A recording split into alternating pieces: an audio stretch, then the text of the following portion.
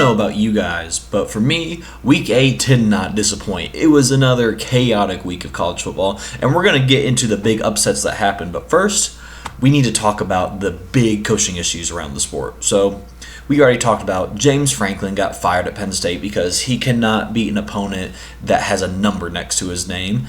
And then we have, this past week, Billy Napier gets fired from Florida, headed back to the Sun Belt or wherever the heck he's going to go while he searches for a new job. And we have some smoke around some of these other positions in the ACC, most notably Hugh Freeze at Auburn. Auburn's going to Auburn. You know, they're going to lose those close games like they're Nebraska in the Scott Frost era. And then you've also got Brian Kelly, who it looks like he's being outed of the LSU family after all. So, I mean, it's a new era of the sport. You only got, 3 or 4 years to get the ball rolling, and if you don't, you're kicked to the curb. Is this a good or a bad thing? It's entertaining, I'll say that, so I guess neither.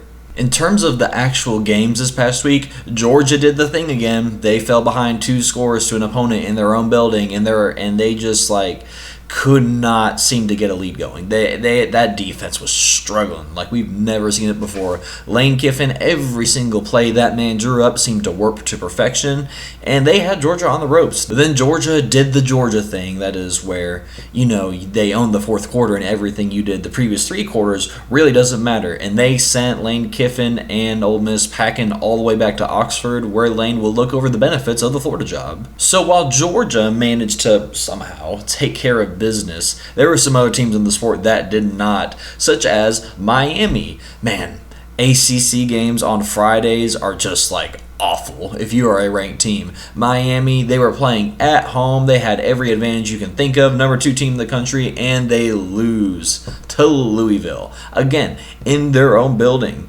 And this year, it wasn't even the defense that let them down. The defense did great. Carson Beck let them down. How do you throw it? He threw 4 picks officially. It really should have been 5. It should have been 5. They called back 1 for a penalty. My gosh, he was awful. Really looking like his self against, or his real self against Ole Miss this past year. And then you got Gunnar Stockton doing what he did to Ole Miss. So I bet Georgia fans are feeling pretty good. Quarterback position kind of let Texas Tech down too. That defense did everything it could, holding their opponent to under 20 points once again, and they lost because quarterback play was not efficient enough. Granted, it was Texas Tech's backup, but if Baron Morton, their starting quarterback, doesn't get healthy, the Big 12 could be wide open once again, like it usually is. Didn't look like it because Texas Tech was just about obliterating everyone, but now could be a chance we see the regular Big 12 chaos that we have grown accustomed to. If you want some insight on just how crazy this season has been, Missouri is going to Vanderbilt. Game day is going to be there. There are college football playoff and SEC title implications on the line here. Craziness, I know. So, Vanderbilt and Missouri both have 1 SEC loss apiece. Both of those are to Alabama, who is now gone from barely beating ranked opponents every game to steamrolling them, if you look at the Tennessee game. But nonetheless, these 2 teams, Missouri, Vanderbilt, they just seem really similar.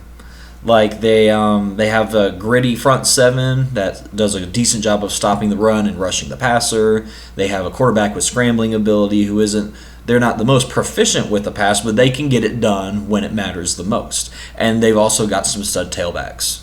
And so, I don't know. It's really tough to judge these 2 teams. With stuff like this, about all we have to go on is the model, and this is what it's saying. Gosh, it's doing the freaking thing. I cannot stand. Where is Stats and Info? I've looked for him everywhere. I can't find him. And the model keeps doing this bugging out thing that he never fixed before he just vanished on us. Gosh, man. I knew I was right to not feed that guy. I knew it. Okay, hang on. Okay, I think that worked. All right. Yeah, so it is showing a close Missouri win. Going against the model has really, it has worked out so well, obviously, this year. I'm being sarcastic, but I'm going to pick against the model once again. I think that Vanderbilt, the home team, is going to win here, just because I don't really see an advantage one way or another with these 2 teams. So I'll stick with a home crowd. That is going to be really amped up because game day's in town. That is crazy that we're saying that about Vanderbilt. And there you go. Vanderbilt makes a case. They take down a ranked team and they build that playoff resume. Now, for our last game of the week, we're going to go over. Oh, wait.